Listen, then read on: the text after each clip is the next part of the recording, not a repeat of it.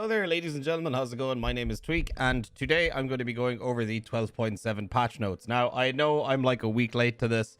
I was on vacation for a while, happened to get engaged, which was pretty cool. But yeah, I wanted to get this patch notes video out just in case there's anybody who watches my channel that maybe hasn't seen a video about the patch notes yet, because the patch notes are insanely cool. There's a lot of very, very cool stuff coming just around the corner. This video will be going up today, and there's, I don't know, people think because today is Thursday that the patch is going to be out today. I don't know, but I guess we'll have to wait and see. So in the meantime, I'm just going to go over the patch notes. So dear escapers, we're glad to present you the preliminary patch notes for 12.7. Now, the two main things are the first two posts in this. So we have the customs expansion of the industrial area, construction site, added many new explorable buildings, stationary weapons, and new location for Reshala. I'm very much looking forward to this. Customs is one of my favorite maps. It always has been. It's a lot of people's favorite map. And seeing this expansion, finally, you know, a decent expansion, unlike the kind of woods expansion that we got. I wasn't super into that. A lot of people didn't really like that very much. This is the expansion I think that people wanted for customs. Also, we now have the Sanitar being added to Shoreline, finally. A former doctor, he worked in the health resort, Lazorny Bereg, and before that in the Terror Group laboratory. After the events that happened in Tarkov, he gathered a gang with former colleagues and operates on the Shoreline. Actively uses professional skill in combat, quickly healing himself and gang members. He uses various stimulants and medications, including those of his own production. He can quickly perform surgery by pulling out a bullet or applying a tourniquet in the field.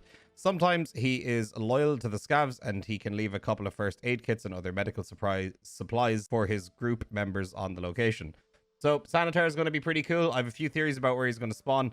I think for one, he's going to spawn in the resort in one of the wings. He probably won't have spawn points in both wings. I'd be kind of surprised to see that. One spawn that I'm almost like 99% sure at this point is going to be down at the second estate house, where they opened up all the walls. They added the ambulance with all the graffiti on it, the table with all the used meds on it. So I reckon those are going to be two potential spawn points. And then a third one that other people have been theorizing is that he's likely going to just patrol the entire map. And then another theory is that he will potentially spawn in the swamp, and he'll patrol around the swamp, and you'll have to go try and fight him in the swamp, which would be a nightmare. It's a very open area and you move very slowly through there, but we'll see. All right, so moving on from that, we've got new quests on Shoreline. We also have a system for reporting suspicious players, unacceptable nicknames, and game bug abusers on the post map screen. This is something a lot of people have been asking for. We also have a whole new list of improved AI behavior. Bots can now pick up items. Improved AI behavior when they see bodies. Bots can now pick up a second firearm from bodies, so they can, yes, now pick up your meta M4s from your dead bodies. AIs can now greet each other or player scavs, showing their peaceful intentions. Bots will now eat and drink while in peaceful mode. AI will perform a mag check when in peaceful mode. Bots can check someone for friend or foe by aiming at him for some time if they're not sure of one's intention. So I guess you can see if they've attacked another scav, I suppose. Bots will sprint while patrolling if they consider the spot being dangerous. AI will be able to storm the player as a group if he's holding a position and attacking them. So that'll be interesting. We'll have to see how that plays out. I'm curious to see how that works. And AI will also now try to avoid dangerous places. So I guess they have some kind of new algorithm or system in place that allows them to observe like a certain situation on this part of the map and be like, yeah, no, I'm gonna go over here. You can go check that out if you want. I'm good, you know, because I think if a bot heard a suppressed HK or suppressed M4 or RPK or something like that, you know, something very loud, that why would you go there? Why would you do that? You know, go back to dorms. You're fine. So we've got new ammo. We've got a new ammo for the 366. It's an APM round. So this is going to be a high damage, high armor pen round for the 366. So this would be for your 215s, and this would be for your 209 Vepers as well. Apparently the stats for it got leaked somewhere, and it's going to be really, really good. So it might end up bringing the 209 into the meta, which is kind of wild. So I guess we'll wait and see for that. We've also got the 45 ACP Hydra Shock, the 9x19 Quake Maker, the 9x19 7N31, the 45 ACP Laser Match FMJ, the 45 ACP AP round. So there you go. A lot of people were wondering if we were going to get a 45 ACP AP round. Turns out we are. We've also got the 7.62x51 M993. And then we have a whole list of rounds for the grenade launcher. So we've got the 40x 46mm M381HE. We also have the M386HE, the M406HE, the M433HEDP, the M441HE, and then the M576 buckshot. The only thing I'm a little bit disappointed about the HEs, the grenade launcher in general, is that there isn't a smoke grenade launcher. I would very, very much like to see a smoke grenade launcher. That would be very cool. I would actually rather them remove all of the explosive rounds out of the grenade launcher and just add smoke grenade launchers. I think that'd be pretty sweet. But we're going to get it down the line. It's just delayed for the time being. And now, because of Sanitar, we have a bunch of new stimulants. So we have the 3-B-TG,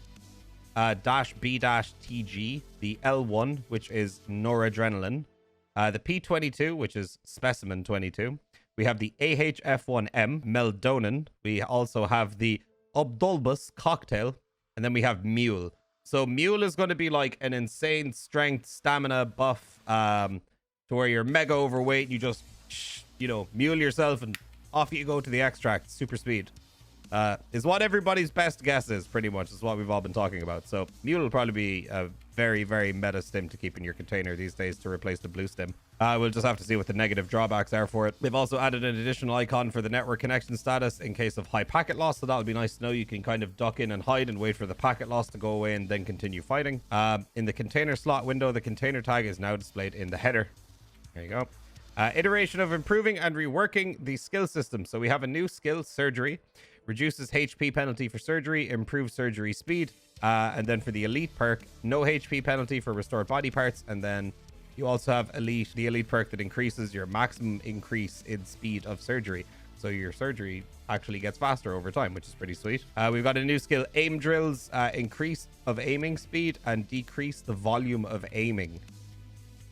That's insane. That's insanely cool. I'm pretty excited to see that one. That is going to be a perk that a lot of people are going to want to get maxed as quick as possible. And then the elite perks for that is no handshaking at any stamina value for the first 2 seconds after aiming. That's nuts. Reduced handshaking during tremor and fracture the first 2 seconds after aiming. So those two perks are insanely cool. So aim drills is going to be a huge perk to have maxed. We've also got a rework of the strength skill. We've got increase all weight limits, increase the speed of the sprint, increase jump height, increase the strength of the grenade throw, increase the strength of a melee attack. And then for the elite perks, weight does not take into account the weapons on the sling and on the back. As my cat meows in the background. Another elite perk, melee attacks can be stronger than usual. So they've basically made it so that only your armor counts is not a thing anymore. They got rid of that because that was how the elite strength perk used to work. We also have a rework of the endurance skill. So we've got increased feet stamina. We've got reduced stamina consumption for jumping, increased holding breath time while ADS'd. We also have increased the speed of breath recovery. And then for the elite perk, maximum increase in breathing recovery rate. Another elite perk, breathing is no longer dependent on energy. Oh, that's insanely cool. I love that. And then another elite is increased stamina reserve. So the elite perk for the endurance skill being elite at this moment in time before the patch was your stamina would just regen immensely fast. So they've changed that a little bit. And then we've got various fixes to old skills. And then we also have added 5 HP to the chest zone from 80 to 85. This means you can no longer get one-tapped by essentially Mosins.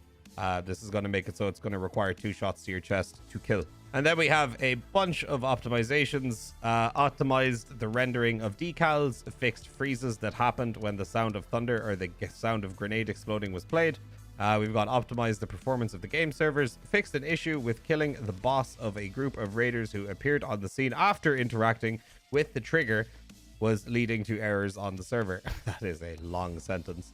Minor optimizations on the first shot or hit, optimization of hideout sounds, fixes of errors that could potentially lead to different freezes. Now, there is a bunch of bug fixes here. So what I'm going to do is I'm going to skip over them for a second and we're going to go to what has changed.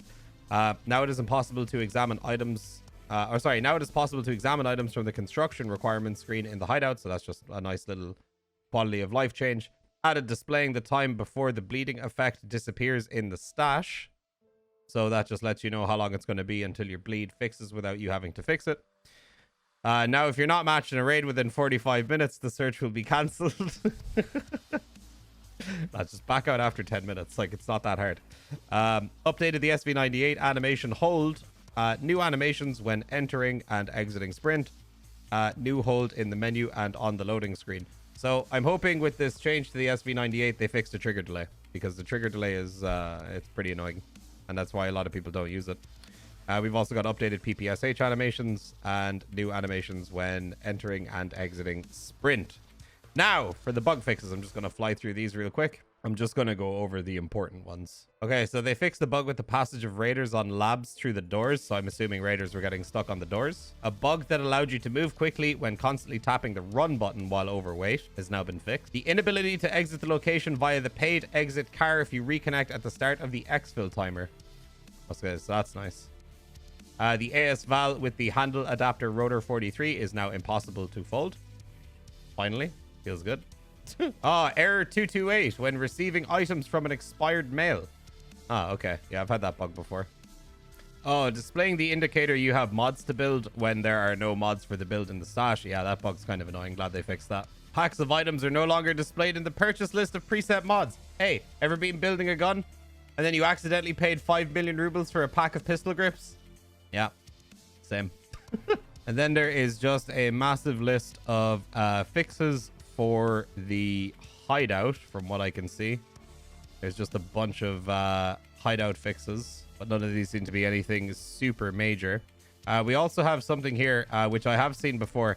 Glockar would not react when you would kill his allies in the head, which made him very, very easy to kill, because if you shot them all in the head, they'd all essentially stand still for you. Now, that's obviously only from a distance. I've only ever had this happen to me once, but I know a lot of people abuse that in order to kill him really easily. Fixed a bug when bots didn't follow a grenade throw with a voice line. Oh, so bots are always going to voice line now when they throw grenades, so that's good to know. Good attitude. And yeah, then there's a bunch of minor bug fixes and issue fixes, so that is going to do it for the 12.7 patch notes. Hope you guys enjoyed the video. I hope you guys are excited for 12.7 as I am. Again, I'm sorry I'm a week late with this video, but if there's anybody who hasn't seen it yet, I hope you guys are updated now.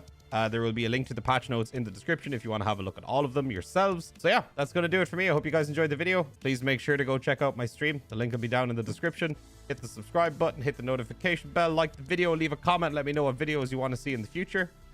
And yeah, that's going to do it for me. Thanks for watching. Peace out, my dudes.